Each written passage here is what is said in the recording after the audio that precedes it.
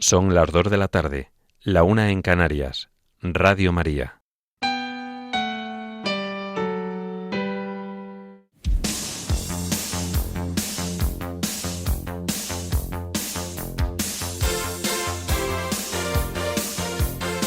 Servicios informativos de Radio María.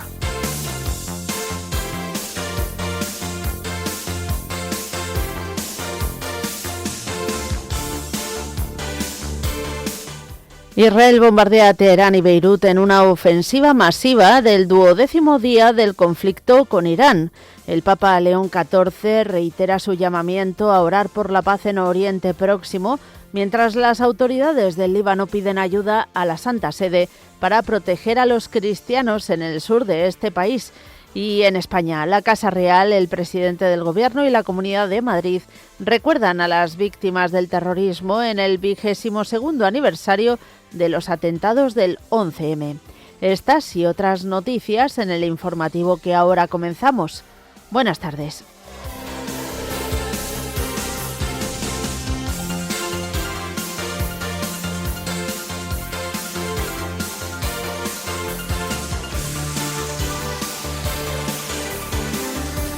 Concluye en los jardines papales de Castel Gandolfo la Alianza Global con representantes de más de 60 universidades de Europa, Asia, América y África. La Conferencia Episcopal de Venezuela convoca una semana por la vida con el lema Alégrate, donde Dios habita, la vida sana. Los obispos de la Subcomisión Episcopal para la Familia y la Defensa de la Vida subrayan que el aborto nunca puede constituir un derecho, ya que no existe el derecho a eliminar una vida humana. La Diócesis de Córdoba instituye un protectorado canónico para facilitar a las fundaciones diocesanas crecer en sostenimiento y transparencia. Los miembros de la Unión Europea instan a la Comisión a presentar opciones concretas para reducir la factura eléctrica.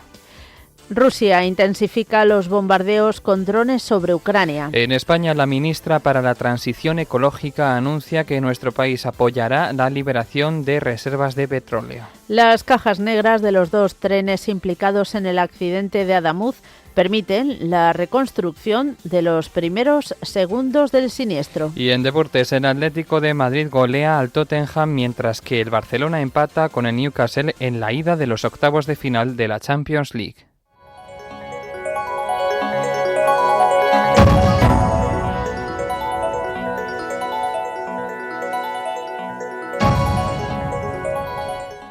El Papa León XIV ha hecho un nuevo llamamiento a orar por la paz en el contexto de guerra que asola el mundo. Durante la audiencia general que se ha celebrado esta mañana en la Plaza de San Pedro del Vaticano, el Santo Padre ha asegurado que su pensamiento acompaña a todo el pueblo libanés en este momento de profunda prueba. El pontífice ha indicado que hoy se celebra en Kulaya, en el Líbano, el funeral del padre Pierre El Raí, párroco maronita de una de las aldeas cristianas del sur del Líbano, que sufre de nuevo la tragedia de la guerra. El Papa ha comentado que en árabe El Raí significa el pastor. En este sentido, ha subrayado que el padre Pierre fue un verdadero pastor, siempre al lado de su pueblo, con el amor y el sacrificio de Jesús, el buen pastor. Su santidad ha recordado que en cuanto supo que algunos feligreses habían resultado heridos en un bombardeo, acudió a ayudarlos sin dudarlo y ha pedido que el Señor conceda que su sangre derramada sea una semilla de paz para el amado Líbano. Frente a esta dura realidad, el sucesor de Pedro ha pedido que sigamos orando por la paz en Irán y en todo Oriente Próximo, especialmente por las numerosas víctimas civiles, entre ellas muchos niños inocentes. Además, el Papa ha deseado que nuestras oraciones sean un consuelo para quienes sufren y una semilla de esperanza para el futuro. Por otro lado, las autoridades del Líbano han recurrido a la Santa Sede para pedir ayuda y protección para los cristianos del sur del país, en la frontera con Israel. Estas comunidades cristianas se han visto afectadas por el incremento de la violencia en Oriente Próximo, por los bombardeos incesantes y las órdenes de evacuación que han provocado una grave crisis humanitaria. El ministro de Asuntos Exteriores en el Líbano, Youssef Raghi, ha dado a conocer a través de su cuenta en la red social X que ha mantenido una conversación telefónica con el secretario vaticano para las relaciones con los estados y las organizaciones internacionales, Monseñor Paul Richard Gallagher. Este diálogo ha sido confirmado también por el director de la oficina de prensa de la Santa Sede, Matteo Bruni. De acuerdo con el ministro libanés, en esta conversación han intercambiado opiniones sobre los últimos acontecimientos en el Líbano y la difícil situación de las localidades fronterizas del sur. Raghi explica que ha pedido a la Santa Sede que intervenga y medie para ayudar a preservar la presencia cristiana en esas localidades. Por su parte, Monseñor Gallagher, según informa Raghi, ha afirmado que la Santa Sede está estableciendo todos los contactos diplomáticos necesarios para detener la escalada de violencia en el Líbano e impedir el desplazamiento de los ciudadanos de sus tierras. También ha asegurado que el Líbano siempre ha estado y sigue estando en las oraciones del Papa. Cambiamos de asunto. El ejército israelí ha lanzado esta madrugada una ofensiva coordinada de gran envergadura contra objetivos estratégicos en Teherán y Beirut en respuesta a los ataques iraníes de las últimas horas.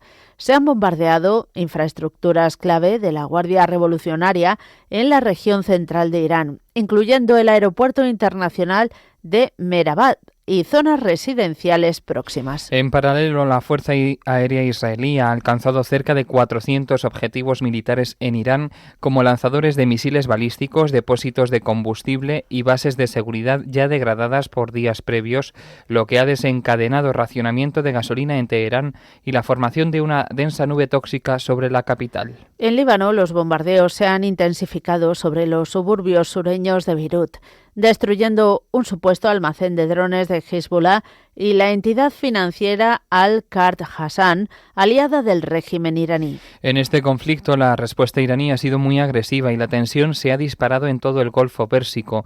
La Guardia Revolucionaria de Irán ha contraatacado con lo que califica como su operación más significativa e intensa desde el inicio de la guerra, lanzando ataques coordinados de drones y misiles contra objetivos israelíes en el norte de Israel y posiciones estadounidenses en la región. En Irak, fuentes diplomáticas confirman un impacto de dron iraní contra una instalación vinculada a la Embajada de Estados Unidos cerca del aeropuerto de Bagdad, junto a continuos bombardeos sobre bases militares en Erbil. Varios países del Consejo de Cooperación del Golfo, incluidos Arabia Saudí, Emiratos Árabes Unidos, Qatar, Kuwait, Omán y Bahrein, han interceptado nuevas andanadas de drones y misiles iraníes en las últimas horas, activando las sirenas antiaéreas en Bahrein y Kuwait y reportando daños significativos en un buque portacontenedores frente a las costas emiratíes. Especialistas en defensa advierten que la campaña conjunta de Estados Unidos e Israel está deteriorando de forma sustancial las capacidades militares convencionales y el programa nuclear incipiente de Irán, con instalaciones clave ya inoperativas tras más de una década de ataques previos. Y nos venimos a España, donde hoy se conmemora el atentado terrorista que hace 22 años tuvo lugar en la estación de Atocha, en Madrid. Fue el mayor atentado de la historia de España, en el que fallecieron 193 personas y en torno a 2.000 resultaron heridas. La Casa Real ha recordado a las víctimas del terrorismo, han trasladado su respeto, cariño y apoyo a los familiares de los fallecidos. Han afirmado que su memoria permanece viva y su dignidad nos une como sociedad en la defensa de la libertad, la justicia y la convivencia. Por su parte, la presidenta de la Comunidad de Madrid, Isabel Díaz Ayuso, y el alcalde madrileño, José Luis Martínez Almeida, han presidido un acto conmemorativo a las 9 de la mañana en la capital. Ambos dirigentes han depositado junto a las asociaciones de víctimas una corona de laurel. Han asistido también a este acto distintos representantes de los partidos políticos con representación en la Asamblea de Madrid y el Ayuntamiento, así como el delegado del Gobierno en la capital. En este aniversario, los templos de la Archidiócesis de Madrid y las diócesis de Alcalá de Henares y Getafe han hecho sonar sus campanas durante 2 minutos como toque de difuntos para honrar y rezar por las víctimas del atentado. Las 3 diócesis madrileñas han hecho una llamada a la oración en este día 11M y han manifestado su cariño y cercanía a las familias.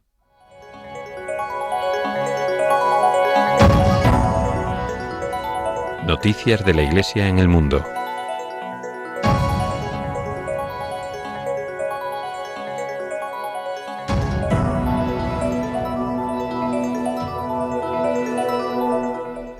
Ayer concluyó en los jardines papales de Castel Gandolfo la Alianza Global. Se trata de una iniciativa internacional dedicada a la ecología integral y a la sostenibilidad.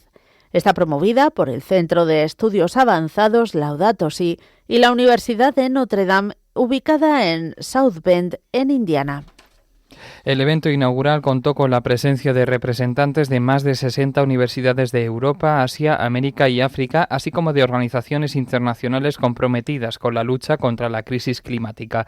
Durante 2 días se han intercambiado experiencias para construir un enfoque integrado de la sostenibilidad, basado en los principios de la encíclica Laudato Si y la doctrina social de la Iglesia. Continuamos en Roma. El Papa León XIV, durante la audiencia general que se ha celebrado esta mañana en la Plaza de San Pedro del Vaticano, ha reflexionado en su catequesis sobre el segundo capítulo de la Constitución dogmática Lumen Gentium, que está dedicado al pueblo de Dios. El Santo Padre ha afirmado que en su obra de salvación Dios elige un pueblo concreto, establece con ellos una alianza, los acompaña, los cuida y los reúne cuando se dispersan. El pontífice explica que la identidad de este pueblo está dada por la acción de Dios y por su fe en él, y su vocación, añade el Santo Padre, es la de ser luz para las naciones, como un faro que atrae a toda la humanidad. Asimismo, el obispo de Roma ha precisado que el concilio afirma que dicha elección y preparación encuentra su plenitud en Cristo,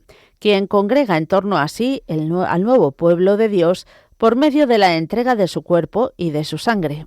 En este contexto, el sucesor de Pedro ha aseverado que este nuevo pueblo, que es la Iglesia, está formado por hombres y mujeres provenientes de todos los lugares de la tierra, de diferentes lenguas y culturas.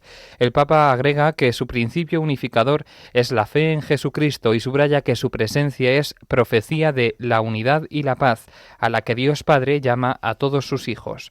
Y para llevar esto a cabo, ha implorado la intercesión de la Virgen María. Así lo ha expresado en su saludo a los peregrinos de lengua española. Saludo cordialmente a los peregrinos de lengua española.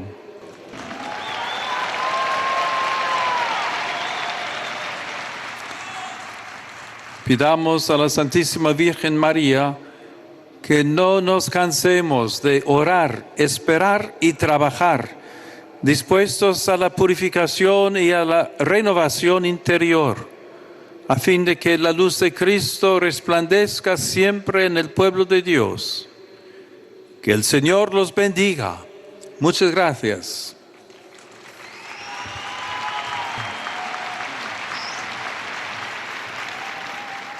Y viajamos hasta Venezuela. La Conferencia Episcopal de este país, a través de su Centro de Laicos, Familia y Juventud, ha convocado del 19 al 25 de marzo la Semana por la Vida, coincidiendo con la solemnidad de la Anunciación bajo el lema Alégrate, donde Dios habita la vida sana. La iniciativa busca promover la defensa de la vida humana como obra de Dios mediante encuentros formativos virtuales y diversos materiales pastorales dirigidos a fieles, familias y agentes de pastoral. Con este motivo, el coordinador del área de Familia y Vida, Pedro Rivas, ha subrayado que la protección de la vida y de la dignidad humana debe ser conocida y defendida en todos los ámbitos de la sociedad.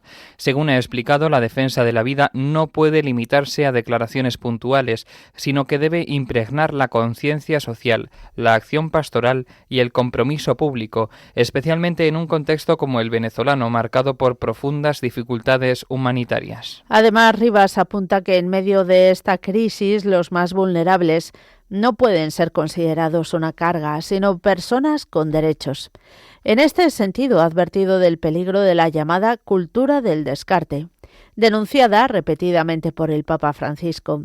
Así, ha señalado que la Semana por la Vida busca reafirmar que cada vida humana es un don invaluable que debe ser protegido en todas sus etapas. La programación incluye 3 encuentros virtuales de formación junto con materiales como el subsidio oficial, el Rosario por la Vida, la oración a San José y una hora santa.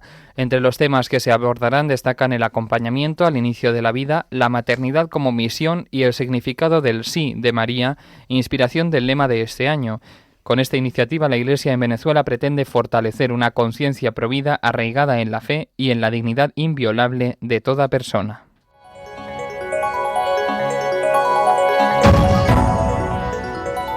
Noticias de la Iglesia en España.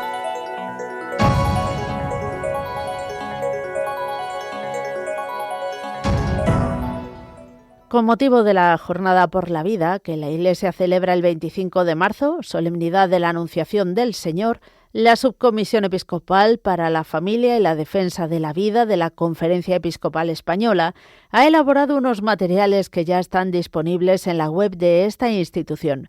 El lema escogido para este año es «La vida, un don inviolable». Con esta ocasión, los obispos de esa subcomisión han publicado un mensaje en el que afirman que la defensa de la vida no es solo una cuestión de fe, sino una exigencia de la recta razón y de la ciencia.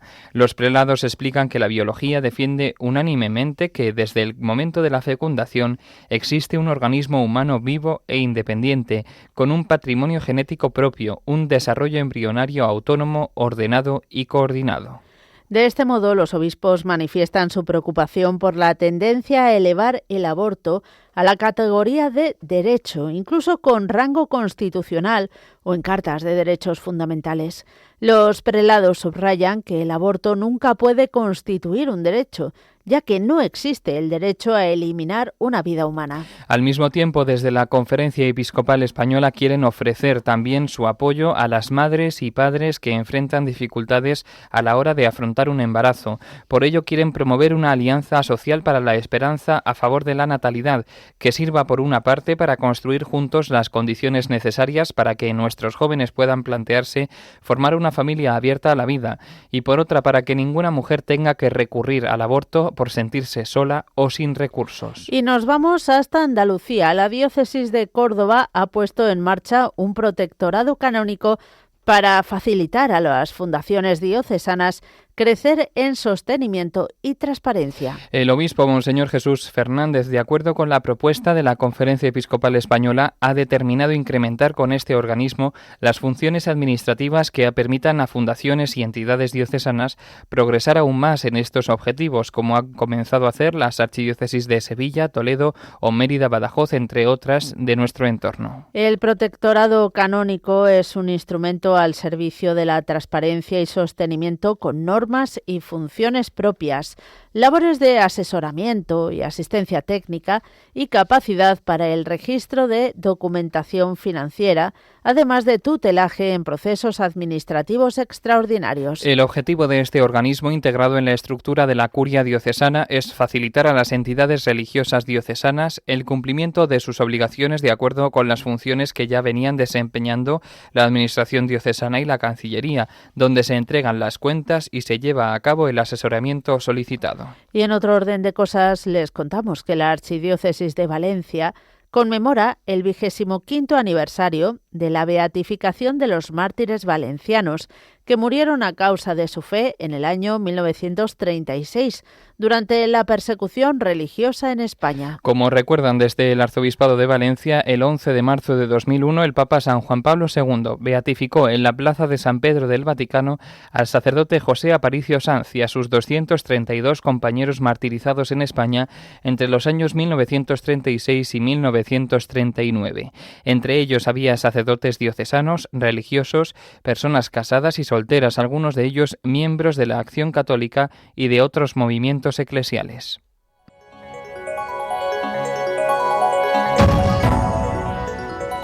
Información internacional.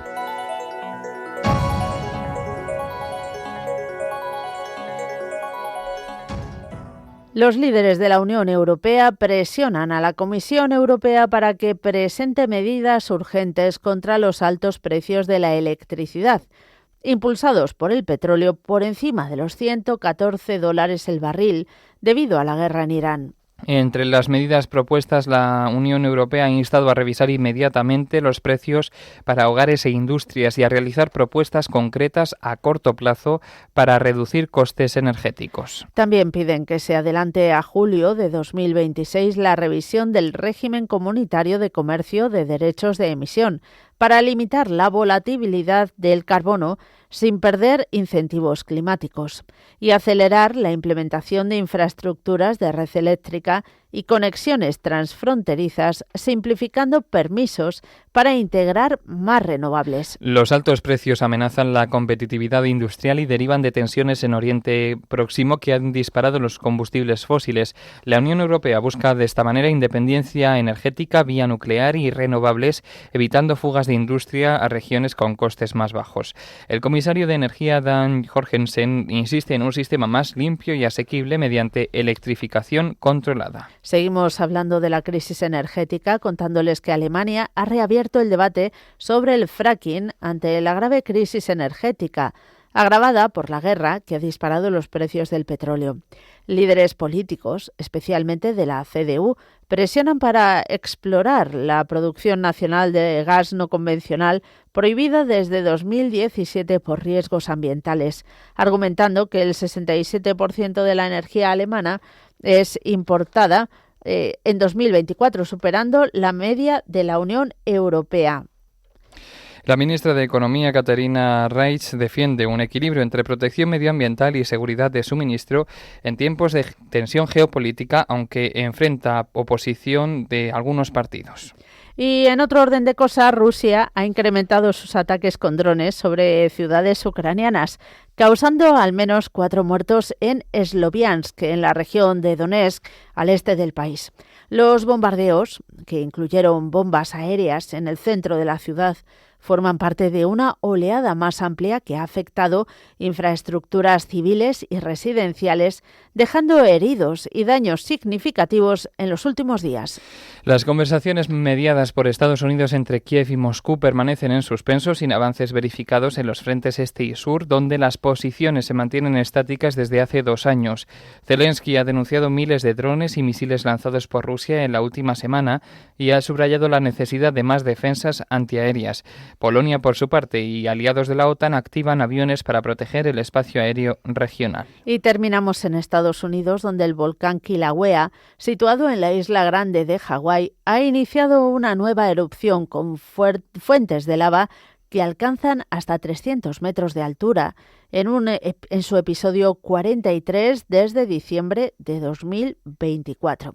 La actividad comenzó alrededor de la medianoche local y se intensificó con 2 fisuras principales en el cráter Alema-Uma-U, lanzando fragmentos de roca del tamaño de balones de fútbol y formando el cabello de Pelé, consistente en hebras de vidrio volcánico. En este contexto, el Servicio Geológico de Estados Unidos ha elevado a nivel warning por la caída de tefra y gases tóxicos al norte de cráter, cerrando temporalmente áreas del Parque Nacional de Volcanes de Hawái.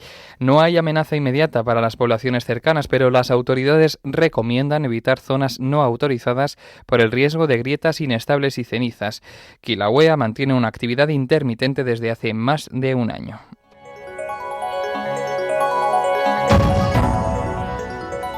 Información nacional.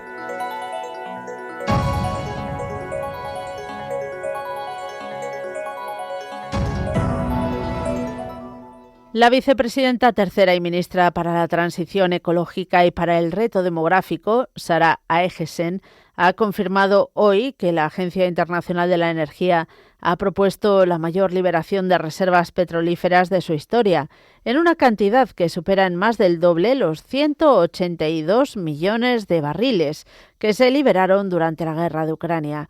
Según la ministra, es una propuesta que va a recibir el apoyo de España. Esto sucede un día después del encuentro entre los ministros de Energía de los países del G7, Estados Unidos, Japón, Alemania, Francia, Reino Unido, Italia y Canadá, en el que se posicionaron a favor de que la Agencia Internacional de la Energía adoptara medidas proactivas ante la situación del mercado de la energía.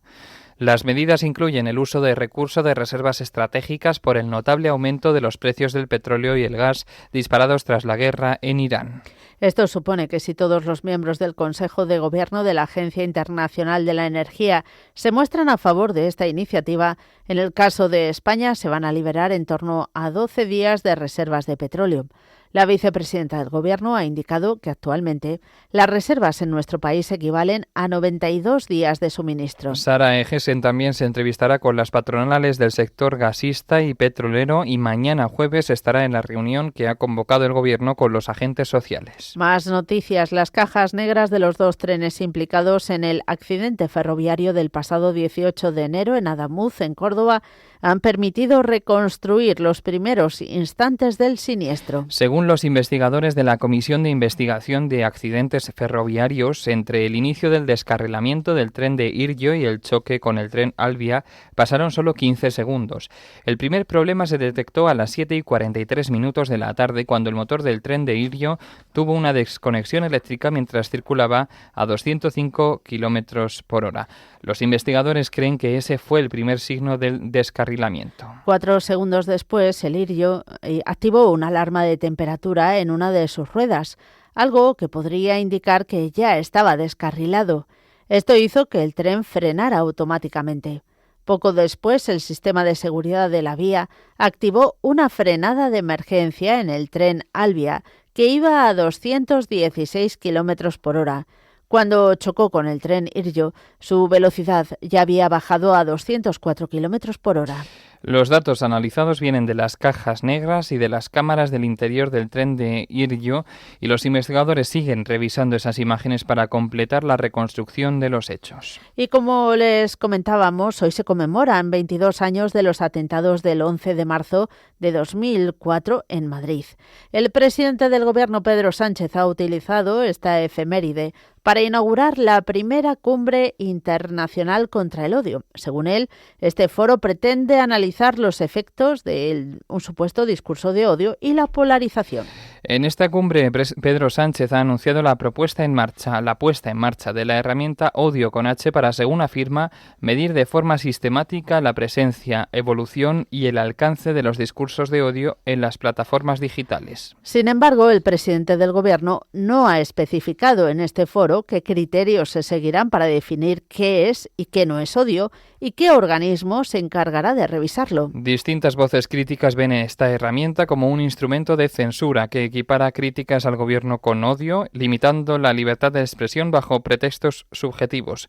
Detractores ven en esta medida un aumento del intervencionismo estatal en Internet.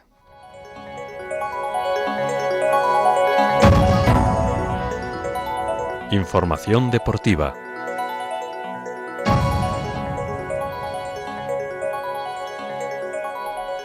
Les hablamos de fútbol. El Atlético de Madrid goleó anoche al Tottenham Hotspur inglés en la ida de los octavos de final en la Liga de Campeones y logró una victoria por 5-2 con doblete incluido de Julián Álvarez para los madrileños. Un partido que se vio marcado por los errores del portero inglés en los primeros compases del partido. Con esta ventaja, gracias también a los goles de Llorente, Griezmann y Lenormand, el Atlético afronta con ventaja la vuelta que se disputará en Londres el 18 de marzo. Por su parte, el Barcelona no tuvo tanta fortuna ante el Newcastle inglés, ya que no pudo pasar del empate a 1 logrado en los minutos finales gracias a un penalti que transformó Lamine Yamal. Los ingleses jugaron mejor, pero solo lograron marcar en el minuto 86 y ya en el 95 los azulgranas firmaron el empate, dejándolo todo para la vuelta el próximo miércoles 18. Además, el Real Madrid se mide esta noche al Manchester City inglés en el Bernabéu, en la ida de los octavos de final de la Liga de Campeones.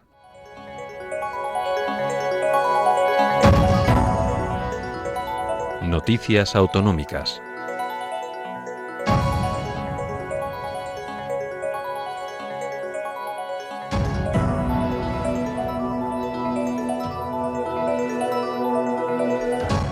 Conectamos con nuestro corresponsal en Castilla y León. Un equipo de 12 expertos ha defendido la candidatura de Burgos a Capital Europea de la Cultura 2031. Es una candidatura que cuenta con el beneplácito de todos los grupos políticos. Nos lo cuenta José Domingo Septién. Buenas tardes. Buenas tardes. La defensa se hizo este lunes en la Sala Velázquez del Ministerio de Cultura de Madrid ante un comité de 10 expertos internacionales designados por instituciones europeas.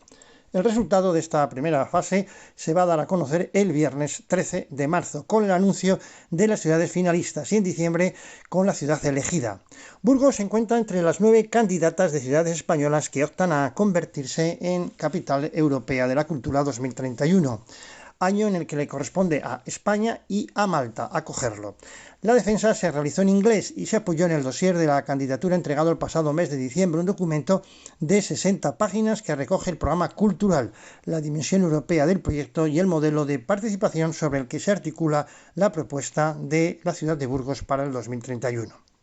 Cambiamos de tema. Comisiones Obreras ha denunciado a través de un comunicado el grave problema de acceso a la vivienda que existe en Castilla y León. El sindicato señala que el índice de precios de vivienda pone a nuestra región entre las comunidades donde más ha subido el mismo. Según los últimos datos, este IPV creció en el cuarto trimestre del 2025 un 2,8% en la comunidad, un punto por encima de la media estatal. En términos interanuales, Castilla y León registró la mayor subida de toda España, con un incremento del 15,3% frente al 12,9% del conjunto español. Por otro lado, en Castilla y León las ejecuciones hipotecarias se han disparado también en el cuarto trimestre del pasado año, con 172, de las cuales 169 afectaron a personas físicas, lo que supone un incremento del 92% con respecto al trimestre anterior. Por otro lado, Adif ha interpuesto una demanda contra el Ayuntamiento de Astorga, en León, para reclamarle más de 1 millón de euros por las obras de emergencia del paso superior de la N120A. Es una demanda que ha dejado a cuadros a los responsables municipales. Cuéntanos, José Domingo. El consistorio lo considera de especial gravedad ante el impacto que podría tener sobre la sostenibilidad económica municipal, por lo que ha convocado un pleno extraordinario para el viernes a las 13 horas para transmitir a los ciudadanos información detallada sobre esto. La reclamación se basa en las obras de emergencia realizadas en la línea ferroviaria León-La Coruña, L800, actuación que hasta la fecha se entendía como cerrada y asumida íntegramente por el Ministerio de Fomento. El ayuntamiento había alegado que no tenía medios técnicos para realizarla. La cuestión es que Adif tuvo que aprobar por vía de urgencia acometer estas obras por la situación grave que existía en un trabajo que ha durado 2 meses. Ante el requerimiento de este pago, la alcaldía solicitó información a la Secretaría Municipal, que emitió un informe en el que señalaba que no constaba expediente de contratación, encargo formal por escrito, ni convenio, ni ningún otro instrumento administrativo que justificara la emisión de dicha factura al consistorio. Pero, ¿qué pasa? Que la situación se ha complicado al reclamar a Adif, al ayuntamiento, esta cantidad por la vía judicial. Bueno, ya veremos en qué acaba todo esto.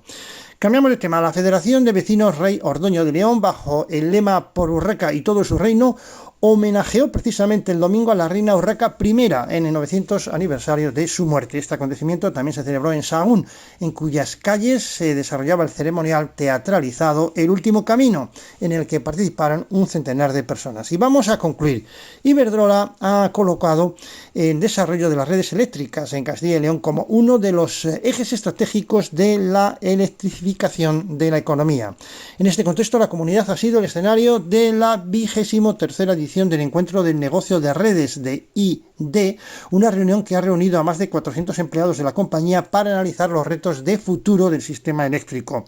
Bajo el lema El presente es eléctrico, el evento fue presidido por el director de ID Castilla y León, Óscar Villanueva. Actualmente ID gestiona más de 50.000 kilómetros de líneas eléctricas en Castilla y León, contando también con 15.697 centros de transformación en servicio y 246 subestaciones. Bueno, concluimos. Buena semana para todos. Hasta dentro de 7 días. Saludos desde Castilla y León. Muchas gracias, José Domingo, y hasta el próximo miércoles. Y ahora pasamos a Murcia. La región de Murcia tiene 100.000 trabajadores en el sector alimentario. La falta de profesionales cualificados entre los grandes desafíos de un sector de 4.318 millones. Estados Unidos representa cerca del 11% de las exportaciones de la industria alimentaria regional. Nos lo cuenta nuestro corresponsal en Murcia, Rafael Sáez. Buenas tardes. Buenas tardes. La industria alimentaria se ha consolidado como uno de los pilares económicos de la región de Murcia, aunque su crecimiento se ve condicionado por un problema cada vez más evidente: la dificultad para encontrar trabajadores cualificados. Un informe elaborado por la consultora PwC con la colaboración de Agrupal y Caja Rural Central analizó hace unos meses el peso real de la industria de transformación de alimentos en la economía regional. El estudio calcula que el impacto total del sector alcanza los 4.318 millones de euros sobre el PIB regional y genera cerca de 100.000 empleos si se suman los directos, indirectos e inducidos. En términos relativos, la actividad representa el 11% del PIB de la comunidad y el 14% del empleo total. El director de PwC en Murcia, Javier Celdrán, destacó que el informe permite dimensionar la contribución real del sector a la economía regional. Según señaló, la industria alimentaria representa cerca de 98.400 puestos de trabajo y su peso dentro del tejido industrial multiplica varias veces el de otras actividades manufactureras. Dentro del sector, la industria cárnica lidera la actividad con una facturación de 2.481 millones y más de 7.500 trabajadores. Le siguen la elaboración de conservas de frutas y hortalizas y la producción de alimentos para animales. El informe subraya además la fortaleza de un tejido formado por pequeñas y medianas empresas con creciente presencia internacional. En 2022, la región de Murcia fue la quinta comunidad exportadora de alimentos de España. Pese a estas cifras, el estudio identifica un obstáculo, la falta de personal cualificado. Aunque existen iniciativas de colaboración con universidades y programas de formación dual, el sector considera necesario reforzar la capacitación profesional y estrechar la relación entre el sistema educativo y las empresas. Y el dinero bloqueado en los juzgados de la región de Murcia supera ya los 138 millones. Las cuentas de depósitos, donde se ingresan multas y fianzas, dan salida a más de 191 millones en pagos a lo largo de 2025. Cuéntanos, Rafael. Así es. Los juzgados murcianos mantienen bloqueados en este momento más de 138 millones de euros, según los últimos datos del Consejo General del Poder Judicial, que recogen la actividad del pasado año. Este dinero, que afecta directamente al día a día de muchos murcianos, aumentó en 2025 en más de 12 millones en la comunidad. El montante aumentó el pasado año en más de 297 millones, con entradas por valor de más de 7.414 millones. Esos millones de euros provenientes del dinero abonado por fianzas, costas y otros conceptos conforman las denominadas cuentas de depósitos y consignaciones, en las que los ciudadanos ingresan el dinero cada vez que tienen que pagar una multa impuesta por un juez, una fianza para eludir la cárcel o la indemnización fijada en una sentencia. La mayor parte de esa cantidad queda fuera del circuito económico a la espera de una resolución que, fruto del colapso que arrastran los juzgados, tarda años en llegar. Otra parte se destina a los pagos que judicialmente han sido acordados. A finales del pasado año, según los últimos datos facilitados por el Poder Judicial, el saldo de estas cuentas era de 138,2 millones. Y cambiamos de tema. El Colegio de Médicos de la región lanza una campaña en la que, bajo el lema Vitales, recuerda el papel del facultativo en todos los momentos de la vida de los usuarios. Ayer martes, el presidente del Colegio de Médicos de la región de Murcia, Francisco Miralles, presentó las actividades organizadas con motivo del 130 aniversario de la organización colegial y la campaña que lanzarán bajo el lema Vitales, una iniciativa con la que se busca volver a estrechar lazos y reforzar la relación con el paciente. Los facultativos quieren reivindicar el papel integral del médico, no solo en su faceta para curar la enfermedad, sino también como acompañante y como garante en la toma de decisiones en los momentos difíciles, lo que nos lleva a establecer lazos con los pacientes y sus familias. Por ello, lamentan precisamente en estos momentos el deterioro de esas relaciones ante la escalada de agresiones que se están dando en el ámbito sanitario, casi al mismo tiempo en el que la Organización Médica Colegial daba a conocer el balance de agresiones a facultativos durante el pasado año 2025. Y esto es todo por hoy. Desde Murcia, un saludo y hasta el próximo miércoles, si Dios quiere. Muchas gracias, Rafael, y hasta la semana que viene.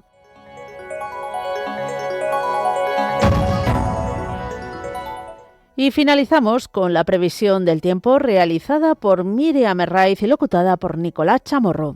Esta tarde tendremos precipitaciones en puntos del sureste, mitad norte y en Baleares, sin descartar algunas lloviznas débiles en Canarias. El viento soplará con fuerza, especialmente en el archipiélago canario.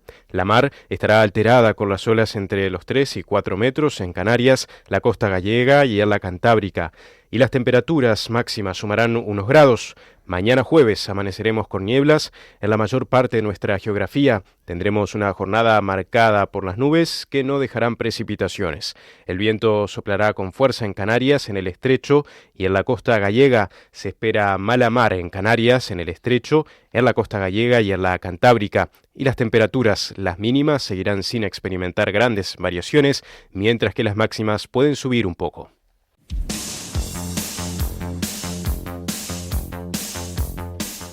Esto es todo por ahora. Los hemos acompañado en la redacción Cristina Bar, Rocío García y Paloma Méndez, y en los micrófonos José García Fernández y Mónica Martínez. Más noticias a las 10 de la noche, las 9 en Canarias.